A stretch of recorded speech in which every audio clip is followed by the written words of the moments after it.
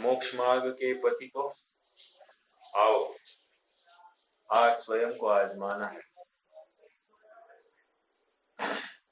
अनादिकाल से जैसे जेठ में तीव्र गर्मी को लेकर सब जगह पर लाही लाही हो जाती है, और उस लाही लाही को शांत करने के लिए जो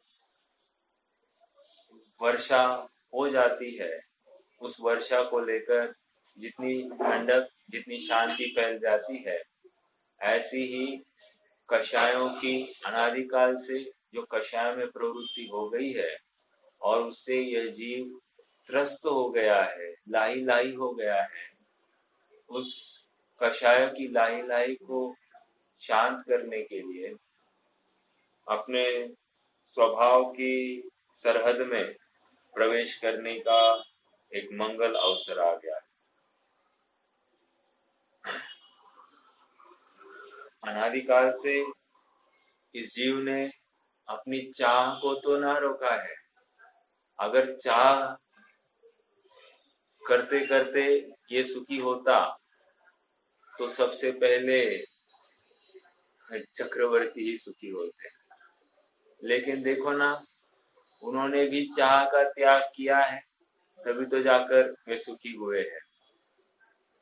समझने की बात इतनी है कि जितने भी उद्यम आज तक मैंने किए हैं, कराए हैं, अनुमोदना की है, ये सब पड़ोसी के लिए किए हैं, अपने लिए कोई भी उद्यम किया नहीं है।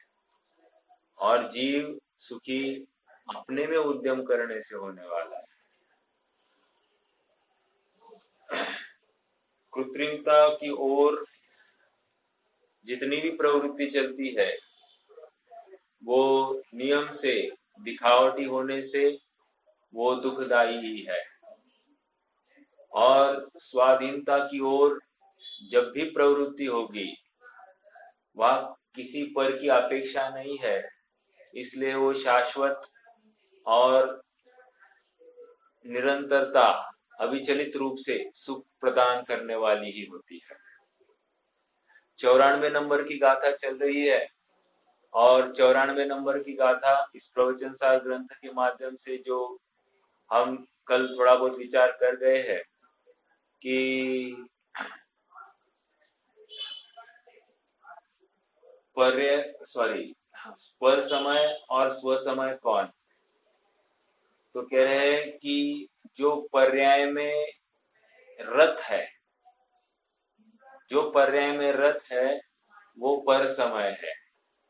याद रखना, यह पर्याय में रत अर्थात प्राप्त असमान जातीय द्रव्य पर्याय में रत होने की कल्पना करना। देखो, मात्र पर्याय में रत तो सिद्ध भगवान भी तो पर्याय में रत है और कहा है, लेकिन देखो उस रत की बात नहीं कर रहे हैं। यहाँ पर पर्याय में रत कहकर ये असमान जाति द्रव्य पर्याय में रत जीव की बात चल रही है। देखो क्या आ रही बात, जो पर्याय में रत वो पर समय, और आद सहा हम्मी अर्थात अपने आत्म स्वभाव में जो स्थित है वो स्व समय है। समय सार की दूसरी गाथा में क्या आया था, पुद्गल कम्म पदे से हिदम च दान जान पर समय। जो पुद्गल के या कर्म प्रदेशों में स्थित है उसको आप पर समय जानो, और जो अपने निज आत्मा में स्थित है वो स्व समय है। समझ में आ रहा है क्या? अब आत्मा में स्थित होना मतलब क्या, अपन चर्चा करने वाले। कल हमने जो भावार्थ पढ़ा था, उस भावार्थ को थोड़ा सा रैपिडली पढ़ते हैं, कुछ नवीन लगता है तो उसका निरूपण करूंगा, फिर आगे बढ़ेंगे। जो सकल अविद्याओं की मूल जीव पुद्गलात्मक असमान जातीय द्रव्य पर्याय का आश्रय करते हुए यथोक्त आत्म स्वभाव की संभावना में नपुंसक होने से, कितने जनों को ये शब्द याद आया, प्रश्न है मेरा। मतलब हमको सभी अविद्याओं का मूल, ऐसा परद्रव्य है एक। और परद्रव्य में जब जब प्रवृत्ति होगी, जब जब हमको परद्रव्य दिखाई देगा, परद्रव्य से अपनी हानि नुकसान लाभ कुछ तो दिखाई देगा, तब तक क्या होने वाला है, मैं स्वभाव में नपुंसक होने वाला हूं। लिख लेना कि मैं अपने आत्मा से विमुख। अरे इतना ही नहीं, देखो मान लो, हाँ, मैं और श्रेयांश बात कर रहे होंगे, ठीक है, ये बात करने का भाव ही पर समय बना, एक। दूसरी बात, मान लो मैं स्वभाव श्रेयांश के साथ में बात कर रहा हूँ, लेकिन किसी अन्य व्यक्ति के बारे में बात कर रहा हूँ। अब उसकी प्रशंसा करूं अथवा निंदा करूं, कुछ भी कर रहा हूं, तो भी क्या है, मैं आत्मा के बाहर ही बैठा हूं। 100% बात ऐसी ही है। क्यों? क्योंकि पर का आश्रय है ना, मैंने शरीर का अवलंबन लेकर सब क्रिया की है ना, तो ये अज्ञानता है, ये मिथ्यात्व है। देखो ये मिथ्यात्व यूजुअली क्या होता है, हम कहने के लिए तो कहते कि शरीर भिन्न है आत्मा भिन्न है, लेकिन दिन भर वैसा भाव भाषण भी नहीं करता। 24 घंटों में ये एक समय के लिए भी मैं आत्मा हूं ऐसा अपने लिए एक समय के लिए भी अनुभव होता नहीं, भाव भाषण ही नहीं करता। 24 घंटे वो शरीर के आश्रित क्रियाओं का करता है, स्त्री पुत्र मकान आदि का करता है, अपनी सारी अपने आश्रित जनों का कर्ता हो गया है, और अपने स्वभाव में नपुंसक हुआ है। 100% नपुंसक है। देखो एक विद्वान के पास में, मैंने कहा भी था मेरे ख्याल से, एक विद्वान के पास में एक सीए आया, चार्टर्ड अकाउंटेंट, और कोई साधारण चार्टर्ड अकाउंटेंट नहीं, जिसके नीचे 35 चार्टर्ड अकाउंटेंट काम करते हैं, मतलब उसके आश्रित 35 चार्टर्ड अकाउंटेंट, इतना बड़ा सीए आया। अब वो सीए, एक चार्टर्ड अकाउंटेंट का कम से कम पगार लाख भर रुपया तो होगा, मतलब इससे कम नहीं होता है यूजुअली, कम से कम लाख भर रुपया। तो कह रहे लाख भर रुपया मतलब ये 35 लाख कम से कम बांटता होगा, 35 चार्टर्ड अकाउंटेंट, उसके ऊपर भी वो कमा रहा है, मतलब कितना बड़ा व्यापार है। वहां आकर कहने लगा, पंडित साहब मैं बहुत दुखी, सुखी होने के लिए क्या करना। पंडित ने कहा कि क्या करते हो, तो उसने कहा कि मैं ये फर्म करता हूँ, ऐसा फर्म चलाता हूँ, ऐसा है वैसा है, इतना व्यापार है, इतने लोग हैं, इतने आश्रित है। तो विद्वान ने इमीडिएटली बोल दिया, तुम ये धंधा बंद कर दो। धंधा बंद कर दो। Shocked, he was shocked. वो जो चार्टर्ड अकाउंटेंट था वो उसको एकदम, हाँ, बोला ये क्या बोल रहा है। बोला नहीं साहब नहीं कर सकता, तो तुम मूर्ख हो, तुम कभी भी सुखी नहीं हो सकते। नहीं, मूर्ख होने से पहले और एक बात कहा, क्यों क्यों नहीं कर छोड़ सकते। तो उसने कहा मेरे पास मेरे आश्रित इतने जन है, इन सबका कौन देखेगा। तो विद्वान ने कहा, अरे जब तुम तुम्हारे शरीर का ही स्वयं करने के लिए समर्थ नहीं हो, तुम स्वयं तुम स्वयं कह रहे हो कि सुखी होना चाहते हो, इसका मतलब तुम अभी दुखी हो, और तुम उनकी करके उनको सुखी करने की कल्पना करते हो। भ्रम है कि नहीं तुम्हारा, इसलिए सबसे पहले ये भ्रम तोड़ दो कि तुम किसी और का करते हो। अब जब ये एक चार्टर्ड अकाउंटेंट को कह दिया, सबने अपने अपने माथे पर लगा लेना। जैसे मैं किसी को प्रवचन कराता, तो प्रवचन दे रहा हूं तो मैं दूसरे को समझाने का कर्ता बन गया, गया काम से, मेरे बिना काम नहीं होगा, मेरे बिना ये सुखी नहीं होंगे, मैं इनको तत्व ज्ञान दिए बिना इनका हित नहीं होगा, मैं ये जो बातें रखता हूँ ना, इनकी नस नस जानता हूँ ना, तो ये कहा गलत होने वाली ये मुझे जानकारी है ना, इसलिए मैं वो बात के ऊपर हाईलाइट करता हूँ, तो इनकी ठिकाने आ जाती है, थोड़ा समझ में आता है कि कहा गलती है, नहीं तो कौन समझाएगा इनको। ये ऐसी कर्तृत्व बुद्धि, कर्ता बुद्धि जो पर में धारण करता है, कह रहे हैं यह अज्ञानता है। ये मूर्खपना है, अर्थात मैं अपने शरीर में ही रत हूं, ये इसका परिचय, ये अविद्या है। मैं स्वयं को आत्मा नहीं देखता हूं, मैं स्वयं को शरीरधारी देखता हूं, यही मेरा अपराध है। इसलिए कल एक बहुत अच्छा शब्द आया, मैं मनुष्य हूं। देखो, मैं हूं ये कहने में कितनी बड़ी बात है, और मैं मनुष्य हूं ये कहने में कितनी हल्कापन आ गया। समझ में आया क्या? संकर आ गया, संकर।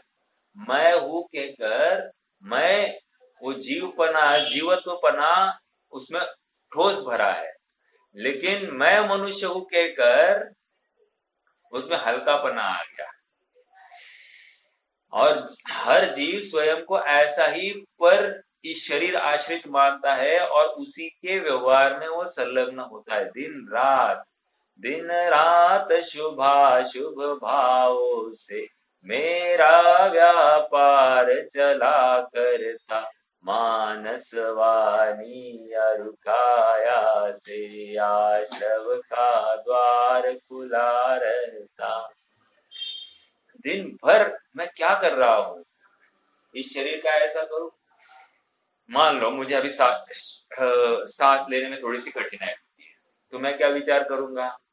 ये श्वास लेने के लिए क्या व्यवस्था व्यवस्थित होगी, उसी में लगे रहूंगा। समझ में आ रहा है क्या? अर्थात मैं उस समय में एक क्षण के लिए भी मैं आत्मा हूं ऐसा विचार नहीं करके इस शरीर को कैसे ठीक करूं ये विचार चला, तो ये अज्ञानता है। देखो, ज्ञानी भी शरीर की दुर्बलता का, शरीर की विकृति का उपाय करते हैं, विरोध नहीं है, लेकिन इस मान्यता सहित कि मैं शरीर का कर्ता नहीं हूं, भोक्ता नहीं हूं, शरीर का स्वामी नहीं हूं। देखो, मान्यता का एक एग्जाम्पल देता हूं, मान्यता कैसी पकड़। लड़की का तो आपको पता ही होगा, जैसे लड़की है, शादी हो गई है, नक्की हुई है, शादी मात्र नक्की हुई है। अब नक्की हो गई है तो वो क्या हो गई है? उसकी अभी सारी दृष्टि अपने पिहर से हटकर ससुराल पक्ष में ही है, मेरा घर। और ससुराल पक्ष में फायदा तो अपना फायदा, ससुराल पक्ष में नुकसान तो अपना नुकसान। इधर मैके में जो कुछ हो रहा है कुछ फर्क नहीं पड़ता। मान लो और एक एग्जाम्पल, मान लो मैं जॉब चेंज कर रहा हूं। आज मैं, मान लो, एक्स कंपनी में काम करता था, अब एक महीने के बाद में मुझे वाई कंपनी में काम करना है, मैंने चेंज कर दिया जॉब। अब ये एक महीना है ना, एक महीना मैं एक्स कंपनी में काम तो कर रहा हूं, लेकिन जुड़ा हूं पूरा वाई कंपनी के साथ में।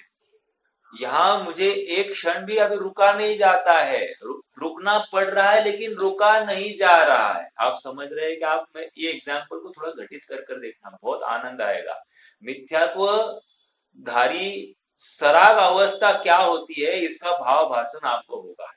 जस्ट इमेजिन कीजिए कि आपने एक कंपनी में इस्तीफा दिया है और दूसरी कंपनी में जाना है। अब एक महीना कैसे गुजरता है, या आप यकीन नहीं मानेंगे, आपको लगता है कि मतलब आपको एक एक दिन भी एक एक साल के समान लग सकता है, इतना आप तकलीफ परेशान हो सकते हैं। ऐसा लगता है कब यहां से निकलो और मैं वहां पहुंच जाऊं। तो ये क्या है? ये मान्यता है। वो अंदर में भले ही एक्स कंपनी में काम कर रहा है, लेकिन पूरा जुड़ा है वाई कंपनी के साथ। ये है मिथ्यात्व का बल, मतलब मान्यता का बल, नॉट मिथ्या, तो मान्यता का बल। ऐसे ही जो सराग अवस्था होती है चौथे पांचवें छठवें गुणस्थान वाले जीव की, ये ऐसे छटपटा रहे हैं, और इतने छटपटा रहे, कब स्वभाव में जाओ, कब स्वभाव में जाओ, ऐसा इनको पड़ा है। और जबकि सारा व्यवहार इनका शरीर आश्रित चल रहा है, शरीर का उपाय भी करते हुए दिखाई दे रहे हैं, लेकिन बिल्कुल उसमें कर्तृत्व नहीं है, ममत्व नहीं है, ऐसा है। और अज्ञानी बराबर शरीर के 100% उपाय हुआ है और उसका निरंतर फॉलो अप ले रहा है।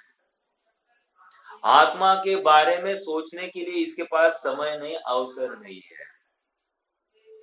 अभी प्रलय आ जाएगा तो मैं क्या करूंगा इसको बिल्कुल खबर नहीं है।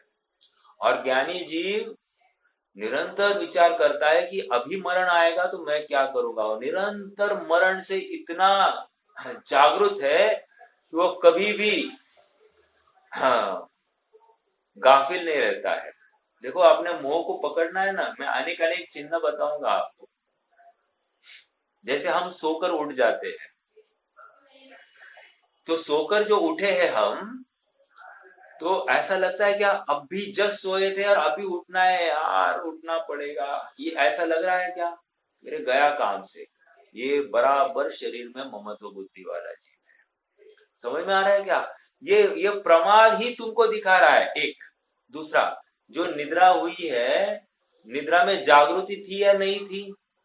फिर अगर जागृति नहीं थी, कब सोया और कब उठा ये खबर ही नहीं पड़ा, समझ लेना कि आत्म दृष्टि से ये नपुंसक है, नपुंसक। ये शरीर संबंधी बिल्कुल शरीर में इसकी रति है। पकड़ना, अपने आप को पकड़ना है ऐसे। भोजन करते समय, नहाते समय ऐसा विचार आता है क्या कि ये कहा पुद्गल शरीर को नहलाना, मांस और पीठ से भरी हुई, मल मूत्र से भरी हुई ये शरीर को मैं कितना रगड़ रहा हूं और कब ये रुक जाएगा, ऐसा भाव आता है क्या? ये उद्यम, ये व्यवहार, ये जितना भी मेरा क्रियाकलाप चल रहा है, करना पड़ रहा है, ये कब रुके, ऐसा लगता है क्या? भोजन करते समय में ऐसा लगता है क्या कब रुकेगा ये सब? हाँ, ये लगना चाहिए। हाँ, और ये वो जो भावना आई ना, संत साधु बन के विचरू, वह घड़ी कब आएगी, वो छटपटाहट है। और अज्ञानी उसमें राग ढूंढता है, उसमें धुन देखता है। हाँ, कितनी जबरदस्त, बढ़िया है, बढ़िया है। संत साधु बन के विचरू, वह घड़ी कब आएगी। और ये इसका अपराध है, इसका नपुंसक बना है। मैं मनुष्य शरीर हूं, ऐसा इसने, मैं मनुष्य हूं इतना ही नहीं, इसने क्या मानना चाहिए? मैं हूं कहकर इसने मात्र अपने जीवत्व की ही स्वीकृति की है। वो शरीर मनुष्य हूं, ये मनुष्यपना ऐड करके ये सारा अपराध खड़ा हुआ है। अब जैसे मनुष्य हो गया, तिर्यंज लगा लेना, नारकी लगा लेना, देव लगा लेना। आश्चर्य की बात आपको पता है, जीव कर्मों से डरता नहीं लेकिन नरक से डरता है। जीव कर्म से डरता नहीं है लेकिन निबोध अवस्था से डरता है। समझ में आ रहा है क्या? मतलब आश्चर्य की बात यह है,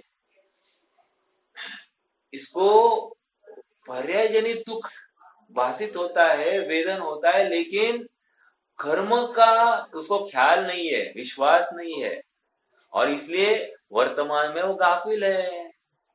वर्तमान में वो विश्व में एकदम संलग्न होकर आनंद मान रहा है। जिया कब तक उलझेगा संकल्प विकल्पों में, लगाओ, कब तक उलझा रहेगा अपने शरीर संबंधी विकल्पों में? कब तक उलझे रहोगे भोजन खान पान संबंधी विकल्पों में? कब तक उलझे रहोगे अपने नाते गोते सबको संभालने के विकल्प में? कब तक उलझे रहोगे? हाँ, इन विषय भोगों को मतलब उनमें रमने के लिए कब तक घुमक्कड़ वृत्ति कब तक रखोगे कि आज ये सब देख देख कर बोर हो रहा है, कुछ तो नवीन नहीं। घुमक्कड़ वृत्ति है तुम्हारी। किसी को घूमने घूमने में रुचि होती है, उसकी वो घूमने संबंधी घुमक्कड़ वृत्ति, और किसी की नवीन नवीन गे भोजन संबंधी नवीन नवीन गे चाहिए, ये उसकी घुमक्कड़ वृत्ति। किसी की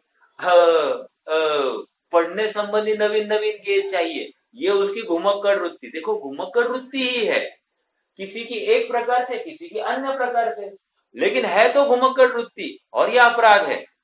अब कोई घर में बैठकर विचार करता है कि यार इनको दिन भर घूमने का कैसा अच्छा लगता है, और कोई घर में कोई घूमने वाला कहता है कि उसको खान पान संबंधी कोई ऐसा विशेष आसक्ति नहीं होगी, इनको कितनी आसक्ति है खान पान संबंधी। हालांकि दोनों अज्ञानता के गर्त में है, लेकिन दोनों का अपराध क्या है? दोनों को दूसरा दिखाई दे रहा है, अपना आपा नहीं दिखाई दे रहा है। और आश्चर्य की बात यह है कि जीव अनादिकाल से ऐसा ही पर को देखता आ रहा है, लेकिन स्व का भान नहीं कर रहा है। और इसका ये अविवेक, इसकी ये अविद्या इसको नपुंसक कर रही है। हाँ, देखो, हमको चुभना चाहिए ये शब्द। हम कहाँ अटके हैं, वहां से उठने का, उभरने का स्वर्णिम अवसर है, मंगल अवसर है। अपना परम परम परम पुण्य का उदय है, तब जाकर ये सब बातें यहाँ पर आ गई है। शायद हमको ये रुच रही है ये बात, हमको ये स्वीकार हो रही है ये बात, तो और समझना, और नजदीक जा रहे हैं। लेकिन गाफिल नहीं होना, इतना नजदीक गए हैं इसका मतलब काम हुआ ऐसा नहीं। भ्रम नहीं पालना कि ये सुनने से धर्म हो गया, हाँ ये स्वीकार करने से धर्म हुआ, नहीं। फिर धर्म किसका नाम? धर्म कह रहे हैं अपनी धर्मी का आश्रय, अपनी अनुभूति। अपनी अनुभूति जब तक नक्की नहीं करता है, प्रतीति नहीं करता है, तब तक ये धर्म हुआ ही नहीं है। पढ़ने के नाम पर जिनवानी पढ़ी, सुनी, समझी, मानी, ओ यस, एकदम परफेक्ट, करेक्ट, और फिर हो गया नपुंसक। नपुंसक मतलब फिर से देह बुद्धि। जबकि अब कषाय मंद हुई थी, इस समय में इसने जोर लगाना था स्वभाव आश्रित होने का, और इसने क्या किया? स्वाध्याय हो गया, उपयोग फिर से, तीव्र कषाय फिर से चालू हो गई, देखो ना। और आश्चर्य की बात देखो, जैसे ही स्वाध्याय का मध्यकाल होता है ना, तब एकदम इंटरेस्ट रहता है, और स्वाध्याय का अंतिम भाग रहता है ना, अब उसको अगला काम करने के विकल्प चालू हो जाते हैं। अब उसको, वो मरे मन से स्वाध्याय में बैठा है और अगले काम के लिए वो अब तैयारी कर रहा है, और कब स्वाध्याय पूर्ण हो जाए और कब मैं ये काम करूं, ऐसा इसको जब भी लगे, समझ लेना शरीर बुद्धि है, ये सारी अविद्या है। अरे लाख बात की बात यह निश्चय उरलाओ, तोरी सकल जग द्वंद फंद निज आत्म ध्याओ। तोरी सकल जग द्वंद फंद, क्या कह रहे हैं? अरे द्वंद फंद कहाँ अटका है, कब कब तक? देखो, अन्य समय, अभी स्वाध्याय का समय इसलिए सब मान लेते हैं, अन्य समय में देखो, इसको बोलो तुम ये व्यवहार छोड़ दो, अपने नाते पोते सबका विकल्प छोड़ दो, नहीं मानेगा। क्यों नहीं मानेगा साहब? क्योंकि अब वो स्वयं को शरीरधारी देख रहा है, मैं मनुष्य हूं ऐसा देख रहा है। प्रथमान योग की घटना है, चंद्रगुप्त है, चंद्रगुप्त, हाँ, सम्राट चंद्रगुप्त अखंड भारत के आखिरी राजा, और वे गए हैं भद्रबाहु महाराज के सामने और कह रहे, हे प्रभु,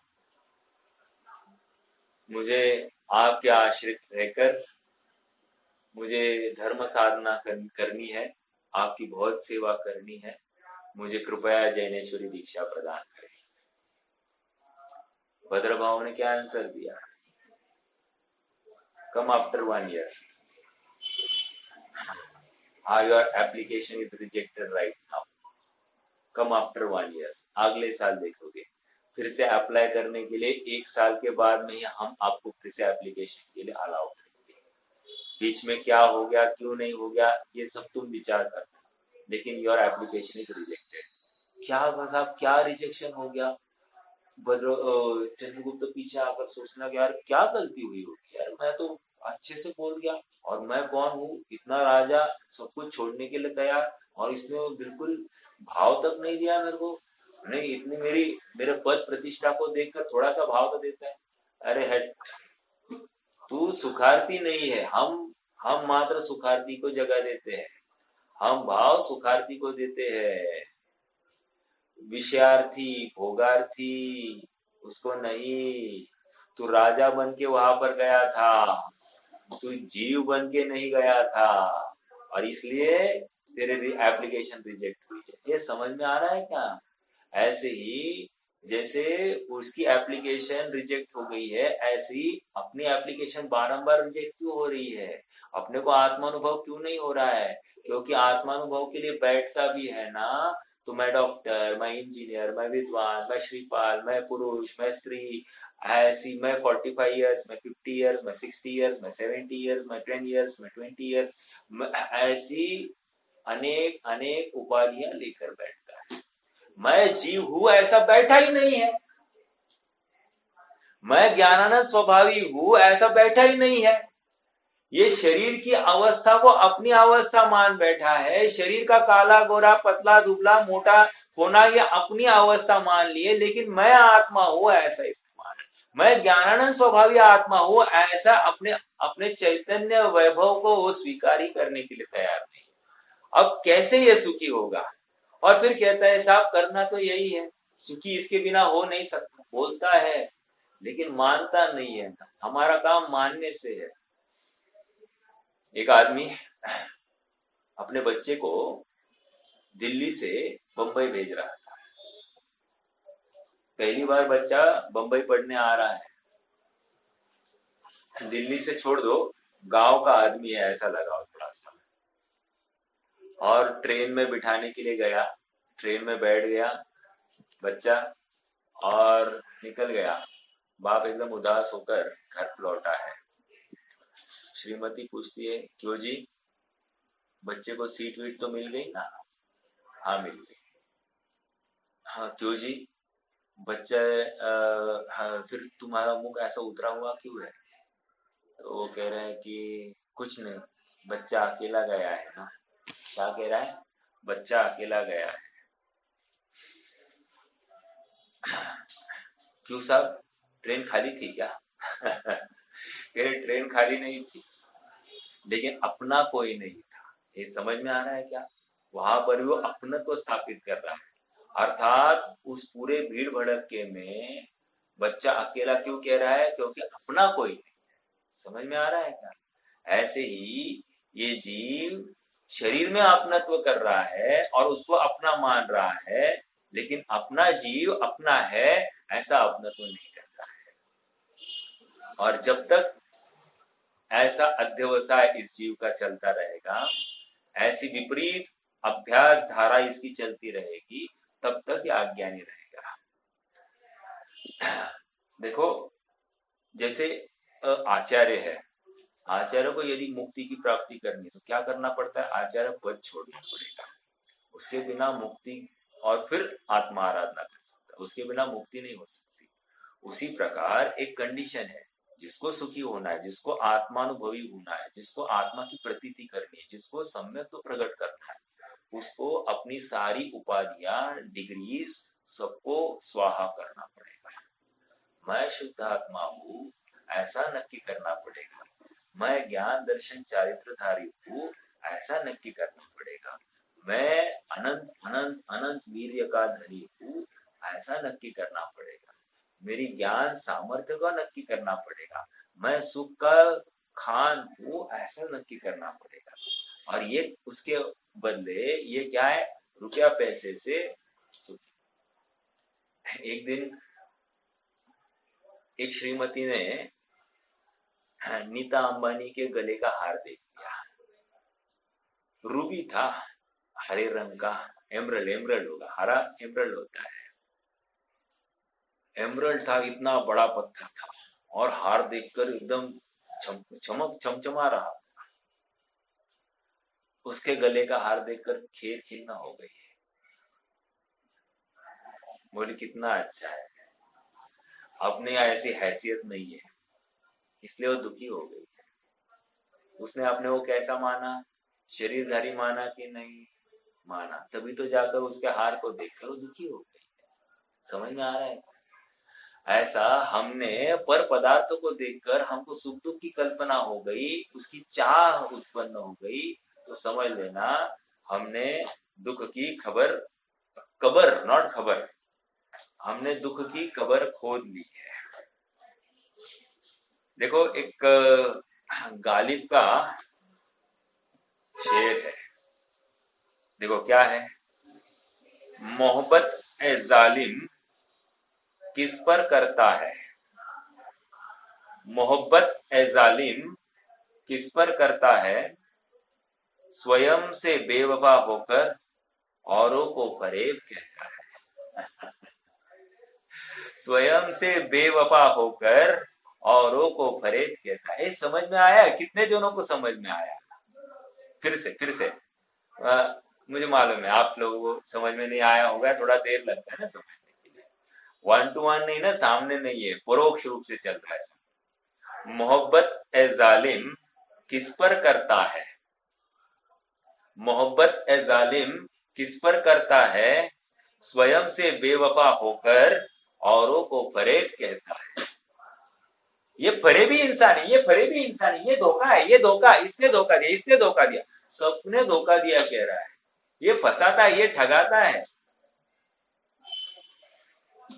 कह रहे तकलीफ उसकी नहीं है भाई, तकलीफ तेरी है। क्यों?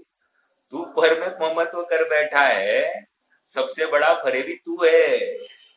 बाकी फिर औरों को बाद में कह लेना, लेकिन तूने अपना अपनत्व पर में स्थापित किया, यही तो सब गलती है ना। शरीर को अपना धार, कैसा ज्ञान धारी तूने आपा ना पहचाना।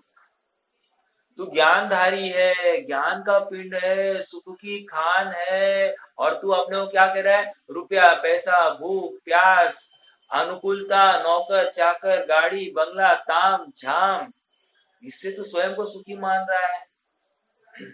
गेट टुगेदर फंक्शंस, अपने आप्तजनों को मिलने में तो सुख की कल्पना करता है। अरे रे रे रे, भ्रम है तेरा। इनसे मिलकर अगर सुख होता है तो सभी मिलते रहते हैं, लेकिन आश्चर्य, आज तक मिलने वाले कभी सुखी हुए नहीं है, दुखी ही हुए हैं। सप्त व्यसन में बनारसी दास जी ने भाव व्यसनों की चर्चा की। भाव व्यसन दो याद है मुझे, मैं वही बताऊंगा। मोह की गहल अजान सो सुरापान, है ना, क्या है वो?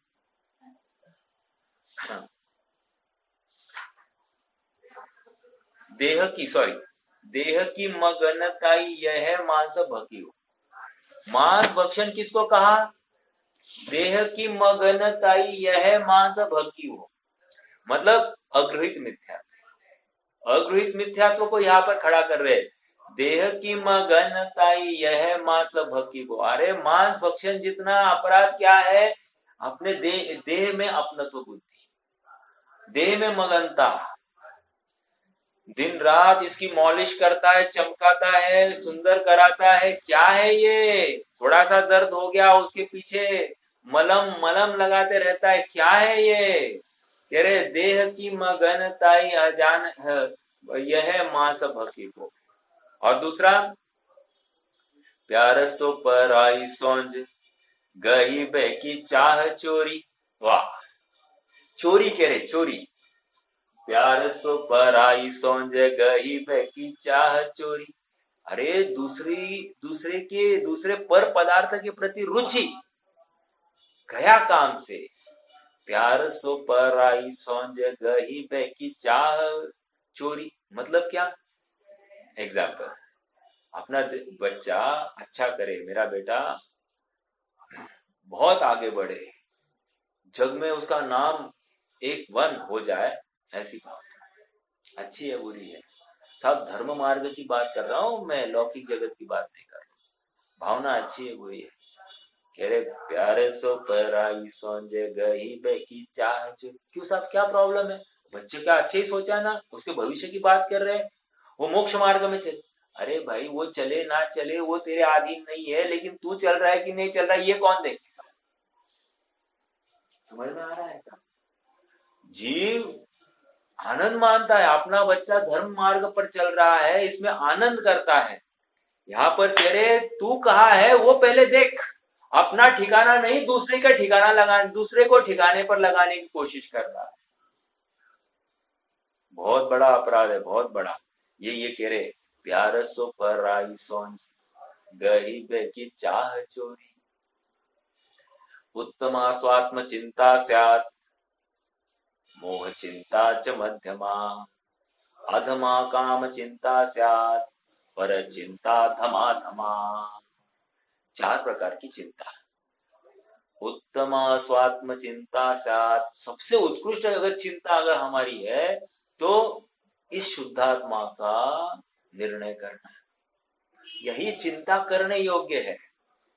और ये चिंता चिंता मुक्त होने के लिए, समझ में आ रहा है क्या? अन्य सभी चिंताएं चिंता दूर करेगी, लेकिन अपने स्वात्म की चिंता चिंताओं से मुक्ति के लिए सविद्या या विमुक्ति, वो विद्या अर्थात अपनी चिंता करने की विद्या ये मुक्ति के लिए है, और अन्य सभी अपने आत्मा को छोड़कर अन्य सभी चिंताएं ये बंधने के लिए है। और एक बात, मुझे सम्यक तो हो जाए, ये चिंता है क्या अच्छी है बुरी है? प्रश्न है। मुझे सम्यक तो हो जाए, मुझे मोक्ष हो जाए, ये चिंता अच्छी है या बुरी है? वर्तमान प्रकरण के साथ में मिलाकर कहना।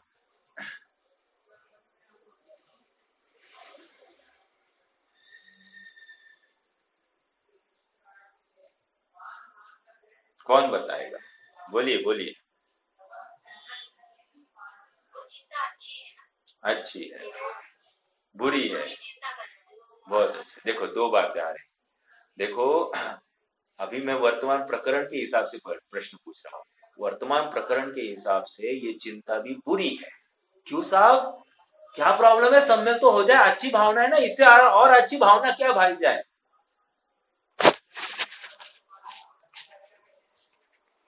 पिंड हूं ऐसा अनुभव करने वाला, मेरा सुख मेरे में है ऐसा निर्णय करने वाला अपने आप सम्यक दर्शन को प्राप्त करेगा। अर्थात वो विकल्प भी इस जीव को दुखी करने वाला है। समझ में आ रहा है क्या? गंभीर चिंतन करना है, मैं आत्मा हूं, बस इतनी सी बात है।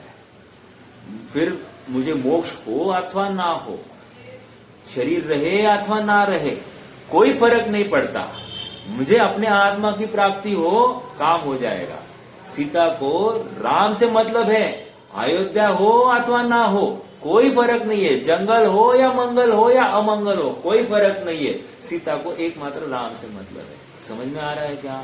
उसी प्रकार इस पर्याय को एकमात्र आत्मा से मतलब है। आत्मा के अलावा अन्य शरीर हो अथवा नहीं, रहे चाहे अभी जाए, सहज जीवन हमारा है। क्या बड़ी बात है, समझ में आ रहा है क्या? अरे ये रहे अथवा ना रहे, मेरा जीवन सहज चलता है, मुझे कुछ फर्क नहीं पड़ता है, कुछ भी फर्क नहीं पड़ता है। मोक्ष हो अथवा ना हो, आई डोंट केयर। सम्यक तो हो अथवा ना हो, आई डोंट केयर। मैं हूं, इतनी स्वीकृति मेरे लिए चिंता से मुक्त कर देती है मुझे। हमको कछु भय नारे, भय क्यों नहीं है? क्योंकि मैं हूं, ये स्वीकृति उसको निर्भय कर रही है। चिंता को मिटा दिया। चिंतत चिंता रैन, बिन जाचे बिन चिंतये, धर्म सकल सुख देन। धर्म धर्मी के आश्रय से होता है, और मेरा धर्मी अर्थात मेरा शुद्धात्मा यही है। समझ में आ रहा है क्या? अन्य किसी भी अधिष्ठान को हम धर्म कह ही नहीं सकते। साहब शिखर जी जाने को, अरे आत्मा है क्या? नहीं, इट्स नॉट धर्म। देव दर्शन करने को आत्मा है क्या? नहीं, इट्स नॉट धर्म। स्वाध्याय करने को आत्मा है क्या? नहीं, इट्स नॉट धर्म। ये समझ में आ रहा है क्या? जहां जहां अटका है, व्रत तप उपवास, इसको धर्म कहते क्या? नहीं, उसको भी धर्म नहीं कहते। वर्तमान प्रकरण कह रहा है एकमात्र आत्मा की लगन, सग परिणामम, अर्थात आत्मा में सम्यक, आत्मा में लीन, आत्मा में रत परिणाम ही स्वसमय है। बाकी अन्य कुछ भी स्वसमय नहीं है, और स्वसमय ही उत्कृष्ट है, वही समय है। स्वसमय ये अपेक्षा रखता है। आपने अगर तीसरी गाथा की टीका पढ़ी होगी समय सार की, तो आचार्य देव कह रहे हमको स्व समय कहना और पर समय कहना ये भी हमको तकलीफदायक लगता है। हाँ, प्रश्न है आप सबसे, क्यों तकलीफदायक लगा उनको? स्व समय कहना ये भी हमको तकलीफदायक लगता है, बोलिए क्यों लगा उनको? कोई बता सकता है क्या? एनालिसिस पढ़ा नहीं होगा कोई वांदा नहीं, लेकिन आपको क्या लगता है कि स्व समय कहना ये तकलीफदायक क्यों है? ऐसा आचार्य देव वहां कह रहे हैं टीका में। अरे स्व समय मतलब सम्यक दृष्टि है, लेकिन सम्यक दृष्टि को भी ये स्व समयपना कहना क्यों तकलीफदायक लग रहा है?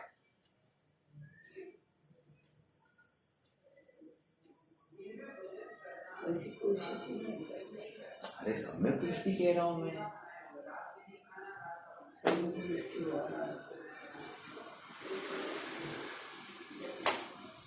अरे हम कह रहे वो सम्यक दृष्टि, आप कह रहे सम्यक दृष्टि होने के लिए। मैं कह रहा हूं वो सम्यक दृष्टि है और आप कह रहे सम्यक दृष्टि होने के लिए। समझ में आ रहा है? देखो स्व समय कहना ये तकलीफदायक क्यों लगा? क्योंकि आत्मा स्व समय होता नहीं और पर समय भी होता नहीं। लो, आत्मा मात्र समय रहता है, समय। अरे स्व समय कहना ये पर समय की अपेक्षा रखता है। क्या कहा? पर समय की अपेक्षा ये स्व समय है, लेकिन आत्मा तो समय है। जो सो उसो चेव, आत्मा जो का त्यो वैसे का वैसा है। स्व समय पर समय कहां से लाया आपने? ऐसा आचार्य देव ने वहां पर धुतकारा है। स्व समय बहुत अच्छा दूसरी गाथा में कह दिया। तीसरी गाथा में बोलने लगे, अरे कहां से लाया स्व समय पर समय? तू तो समय है बस, और सवत तो सुंदर लो है, खत्म। देखो अपनी बुद्धि को कैसे हिला दिया। पहले तो स्व समय की रुचि कराई और फिर कह रहे कहां से स्व समय लाया? तू तो सुंदर है बस, उसी सुंदर को पीछे लग जा, काम हो जाएगा। Beauty is what beauty does. Beauty is skin deep. गहरे जाओ, चिंतन करो, मनन करो, काम होगा। कभी एक कथन होता है, कभी दूसरा कथन होता है। उस कथन में भी अभिप्राय है, अपेक्षाएं है। हर अपेक्षा को समझो। आचार्य देव के दिल के गर्त में जाकर विचार तो करो, क्या कहना चाह रहे हैं ये। ऐसे ऊपरी हाँ आत्मा अनुभव करता हूं, आंखें बंद करके बैठना। अरे आंखें बंद नहीं, आंखें ना सगड़ करके बैठते हैं। तू आंखें बंद करके बैठा, यही गलती हो गई सबसे पहले, यही गलती हो गई। और ध्यान की कल्पना करता है, मुझे बहुत अच्छा लगता। अरे बहुत अच्छा कैसे लगेगा?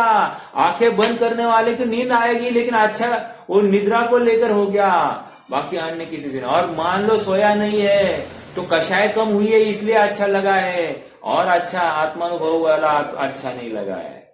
अगर तुझे इतना समझ में आ रहा है कषाय मन होने से अच्छा लगता है, तो कषाय का नाश होने से कितना अच्छा लगेगा ये नक्की कर। हाँ बोलिए, ये कौन सा न्याय है? कौन सा न्याय है? कषाय के मंद होने पर अच्छा लगता है, तो कषाय का नाश होने पर कितना अच्छा लगेगा? ये कौन सा न्याय है?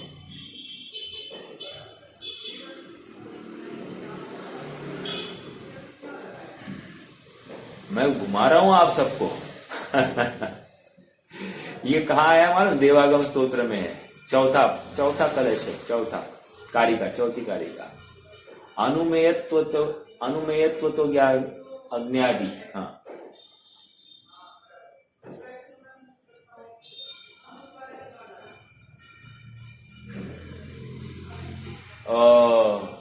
वहां पर उदाहरण दिया, जिस प्रकार सोना जितनी ताव देते हो उतना गर्म करते हो उतना शुद्ध होते जाता है, उतना ही ऐसे ही ऐसा कोई आत्मा होगा कि विशेष तपस्चरण के बल पर वो अपनी कषाय का अभाव करता करता शुद्ध हो सकता है। अनुमेयत्व तो ज्ञादि रीति सर्वज्ञ संस्थिति, अर्थात सर्वज्ञ की सिद्धि की। ऐसा कोई सर्वज्ञ हो सकता है। कैसे हो सकता है? जैसे अग्नि के ताप से सोना शुद्ध हो सकता है, तो ऐसा कोई जीव हो सकता है जो कषाय के अभाव में सर्वज्ञ बन सकता है।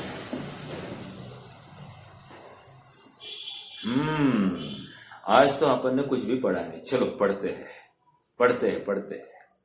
कभी कभी ऐसा हो जाता है कि सब निकलते जाता है, और कभी कभी ऐसा लगता है कि पढ़ते रहे। सहज हो गए। ये नपुंसक इस शब्द के ऊपर मुझे बहुत अटकने का भाव हो गया। अविद्या मतलब सकल अविद्या का मूल ये शरीर है। जहां देह खड़ा हो गया, एक परसों दिन एक अन्यमति का ऐसा कोई थोड़ा सा भगवा कपड़ा डाला हुआ आदमी था, उसका एक प्रवचन सुन रहा था और वहां पर उसने एक एग्जाम्पल दिया। एक कोपिन के पीछे संसार खड़ा हो गया।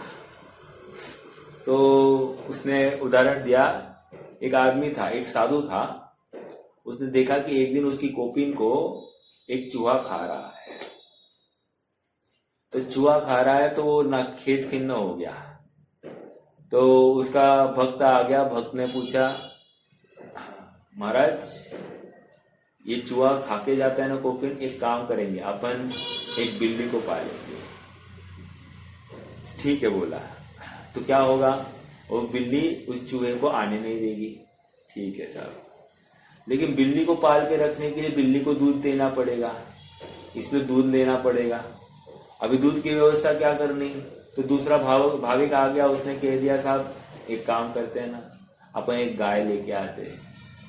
तो गाय क्या करेगी, गाय का दूध अपने को यहीं पे मिल जाएगा, उसी का दूध अपन बिल्ली को देंगे, बिल्ली उस चूहे को बराबर पकड़ेगी और फिर चूहा नहीं आएगा, आपकी कोपिन सुरक्षित। हाँ बराबर, गाय गाय।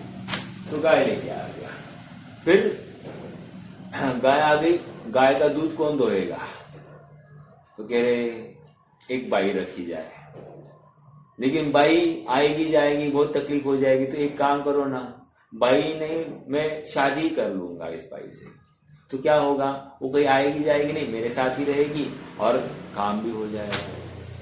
तो देखो इसने धीरे धीरे एक कोपिन के पीछे इसने क्या किया, पूरा संसार खड़ा हो गया है। इंग्लिश में एक एक एक वैसे रिलेवेंट नहीं है, for want of a nail the battle was lost. वो एक्चुअली वो कथन स्टिच इन टाइम सेव्स 9 वाला है, लेकिन मैं थोड़ा सा इस प्रकार घटित कर रहा हूं, मतलब एक के पीछे संसार खड़ा हो सकता है, ये इसकी बात है। अपन परसों दिन भी चर्चा कर रहे थे ना, एक अग्नि की वो चिंगारी, उसकी ताकत कितनी है, फिर उसकी ताकत सब कुछ भस्म करने की है। उसी प्रकार ज्ञान ज्योति की ताकत कितनी है, इस ज्योति की ताकत सर्व को अपने में समाये लेने की है, अर्थात 3 लोक 3 काल के सर्व पदार्थों का युगपत एक साथ ज्ञान करे, साथ साथ अपनी भी त्रिकालवर्ती सभी अवस्थाओं का ज्ञान करे, और साथ साथ वर्तमान में समस्त आनंद आनंद आनंद आनंद का रसपान करता रहे। ऐसा सामर्थ्य है इस ज्ञान ज्योति का, और ये अपने से अनजान है, बेखबर है। हाँ जी, मैं मनुष्य हूं, मेरी यह नरदेह है, इस प्रकार के अहंकार ममकार से ठगे गए हैं। ठगे गए मतलब मैं ठगा गया हूं, मैं मतलब मैं जीवराज, नॉट श्रीपाल। श्रीपाल ठगा गया है, इसमें कोई बड़ी बात नहीं, ये जीवराज ठगा गया है। अहंकार ममकार से मैं मनुष्य हूं, मैं नरदेह वाला हूं। समझ में आया क्या? हाँ। देखो हमको दुर्लभता में बताया जाता है कि नरदेह उत्तम देश पूर्ण आयु शुभ आजीविका, ये सब उत्तर क्या है, महादुर्लभ। अब ये नरदेह की प्राप्ति होना अच्छा या बुरा? फिर मनुष्य देह के लिए देखो मालूम है क्या, नरदेह मनुष्य का डिक्शनरी मीनिंग मैंने बताया था एक बार, क्या बताया था, कोई बताएगा? मनुष्य का डिक्शनरी मीनिंग क्या है? देवानुप्रिय। क्या है? देवानुप्रिय, अर्थात देव भी जिसके लिए तरसते हैं, ऐसा ये मनुष्य देव। अब ये मुझे मिला है, अब ये मनुष्य होकर ये किसके लिए तरस रहा है? देव होने के लिए तरस रहा है। सारा प्रयास सारा उद्यम ये देव होने के लिए कर रहा है। ये आत्मा की, देखो इसको आत्मा नहीं चाहिए, इसको देव अवस्था चाहिए, अर्थात इसको भटकना है संसार में, इसको शरीर चाहिए। विग्रह का मूल लगता है विकल्प विग्रह का, इसको शरीर चाहिए चाहिए चाहिए। देखो मैं व्रत तब करूं क्यों? नहीं, अनुकूलता हो। अनुकूलता मतलब फिर से इसको शरीर, अरे शरीर को ही तो अनुकूलता चाहिए होती है। आत्मा स्वयं अनुकूल है, उसको एकदम कूल है, ठंडा है लेकिन इसको शरीर को ठंडक देनी है। समझ में आया क्या? और इसलिए बराबर इसकी विषयों में ही प्रवृत्ति पाई जाती है। देखो क्या है, मैं नरदेह हूं, मैं मनुष्य हूं, इस प्रकार के अहंकार ममकार से ठगे गए हैं। मैं ठगा गया हूं। अरे हमको कोई ठगाए, हमको कितना बुरा लगता है बाबा।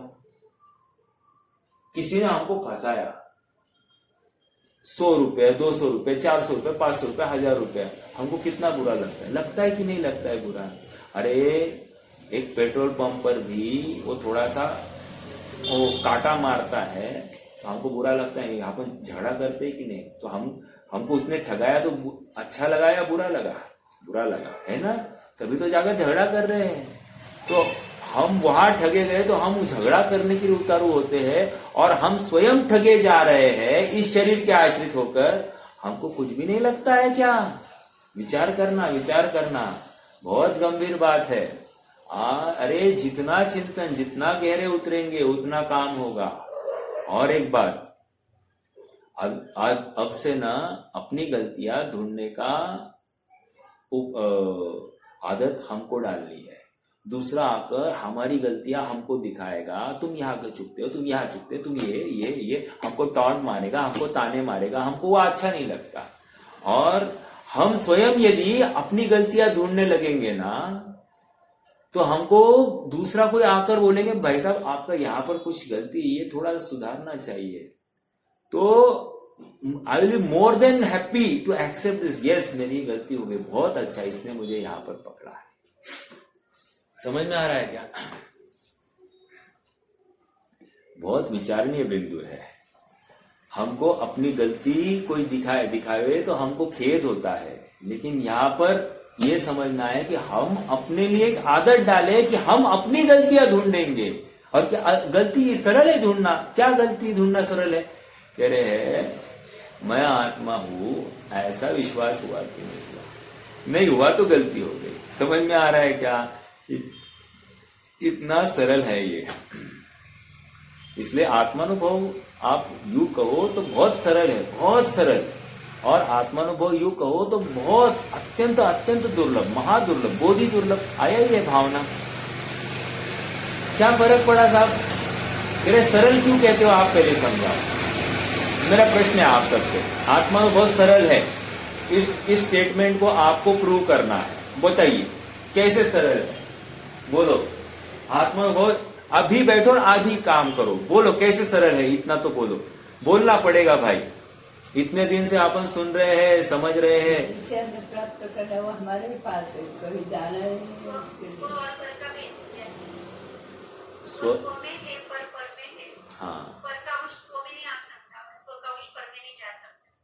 हाँ लेकिन मूलभूत बात तो बोलो ना। अरे नहीं, मैं हूं ना, जिसे सुखी होना वो मैं हूं ना, सदा सदा काल उपलब्ध हूं। यही मेरे लिए सबसे बड़ा अवसर है। समझ में आ रहा है क्या? अन्य कहीं जाना नहीं है, किसी के आश्रय नहीं है, पराधीनता नहीं। कहा मतलब दवाई लेंगे, हाँ पैसा खर्चा करना नहीं बोल रहे हैं, पराधीनता नहीं है, कोई दर्द नहीं है, कोई आकुलता नहीं है, कोई विकल्प नहीं है, किसी मतलब सारी दुनिया भाड़ में जाए तो भी मुझे कुछ फर्क नहीं पड़ना है। ऐसी सहज मेरे पास उपलब्धि है और पराधीनता नहीं है। महत्वपूर्ण बात, क्योंकि क्या है, बाकी सब काम में पराधीनता है। मुझे मान लीजिए मुझे कुछ चाहिए होगा तो मुझे आपको फोन करने के लिए मोबाइल का डिब्बा लगेगा। मोबाइल का डिब्बा नहीं हो तो कदाचित आपके पास आना पड़ेगा। आपके पास आने के लिए फिर से शल्य हो नहीं हो, या शरीर ठीक हो नहीं हो, अर्थात हर पर अवलंबन में पराधीनता ही पराधीनता है। कदाचित मैं आपके पास आ जाऊं और मेरी वाचा ही ठीक ना हो, मतलब क्या बोल सकते अपन, मुझे जो चाहिए मैं आपको कहने में असमर्थ, कितनी पराधीनता है। मतलब मेरा उस भाषा वर्गणा की आधीनता, उस जिह्वा की आधीनता, उस शरीर की आधीनता, मेरी बुद्धि ठिकाने पे हो उसकी आधीनता, अर्थात कितनी पराधीनता है।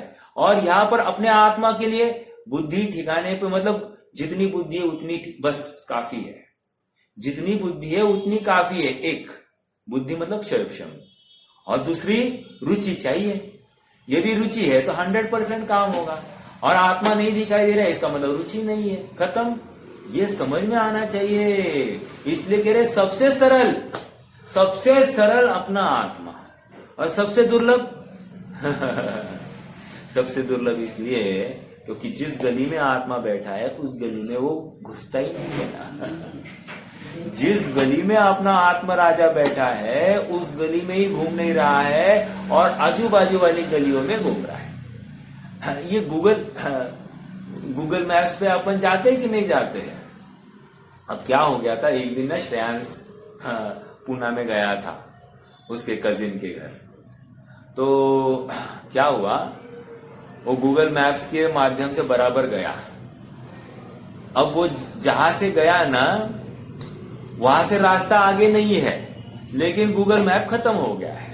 अर्थात गूगल मैप बोल रहा है कि हाँ यहीं पे है, यहीं पे है, और उसने your search is ending now, how was your search, ऐसा नहीं पूछ रहा है।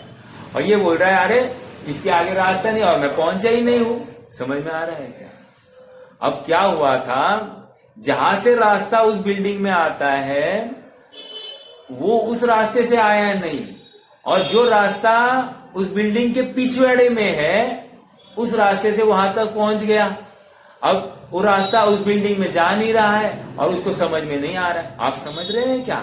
अर्थात हमारी सर्च सही जगह पर और सही रास्ते से होनी चाहिए। गलत जगह से गलत रास्ते से जाएंगे तो हम पहुंचेंगे नहीं। आप कहोगे, अभी उदाहरण में तो आप कहोगे कितना पास आके पहुंचा था, नहीं, यहाँ पास आया ही नहीं है, क्योंकि उसको वहां से भी पौन घंटा और लगा फिर से घर पहुंचने के लिए।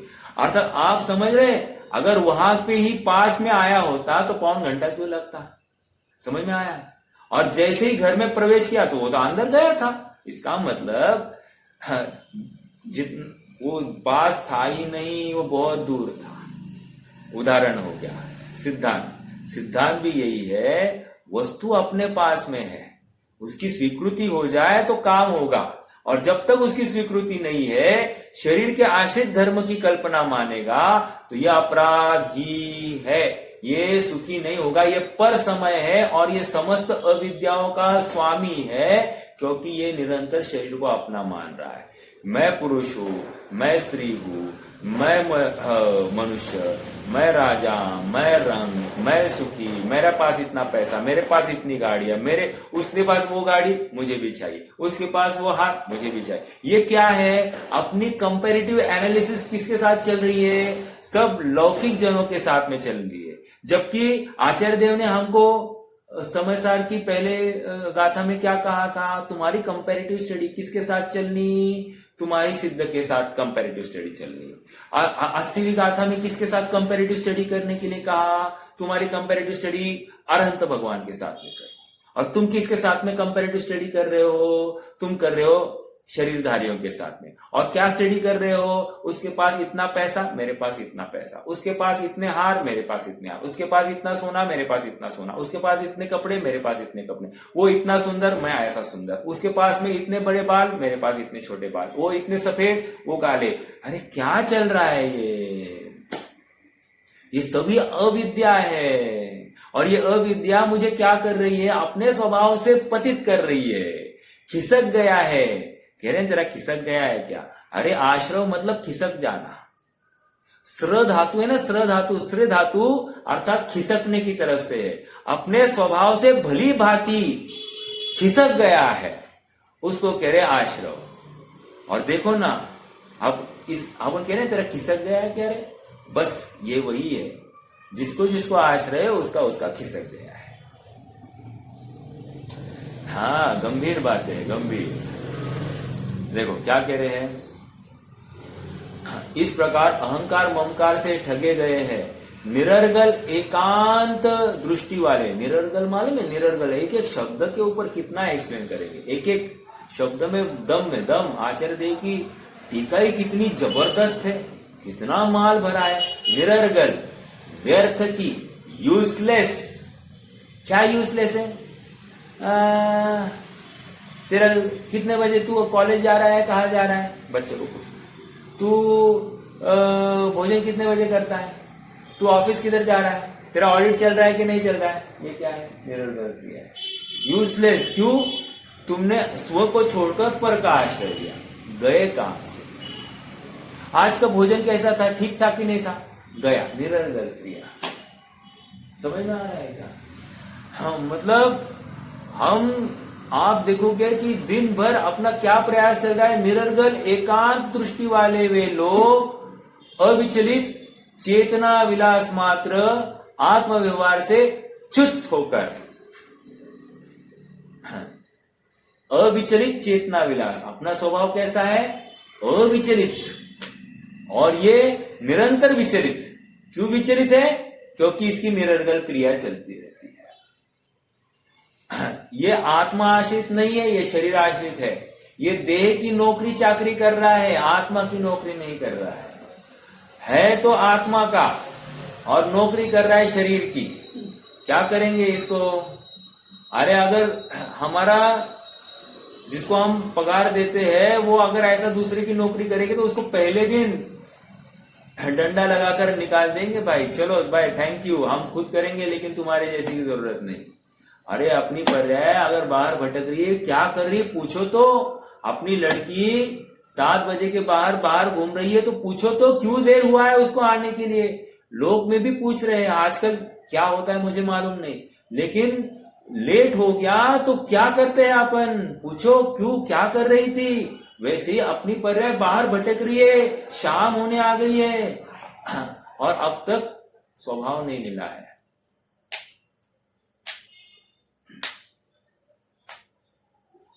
अंजुली जल सम जवानी क्षीण होती जा रही, किंतु पल पल क्या है, विषय तृष्णा तरुण होती जा रही। सांझ दिन कर लालिमा सम लालिमा है बाल की, किंतु पल पल विषय तृष्णा तरुण होती जा रही। क्या कह रहे हैं? ये जैसे जैसे इसकी आयु बढ़ती जा रही है, इस असमान जातीय द्रव्य पर्याय की आयु बढ़ती जा रही है, इसकी विषय तृष्णा बढ़ती जा रही है, घट नहीं रही है। ओ आज यहाँ दर्द है, आज वहां दर्द है, मुझे ये नहीं हो रहा है, मुझे वो नहीं हो रहा है। अरे मैं आत्मा हूं, झोंका क्यों भरपूर, ये विश्वास रख और आगे चल। चल रहे दुनिया अपने धुन में पाप न हो। निरंतर ऐसा मानो तो सही। अरे अपनी धुन कब लगेगी? अपनी धुन को छोड़कर शरीर की धुन में कब तक रमते रहोगे? नहीं, सुखी होने का ये तो उपाय नहीं है। विचार करना। आज के लिए रुक जाते हैं।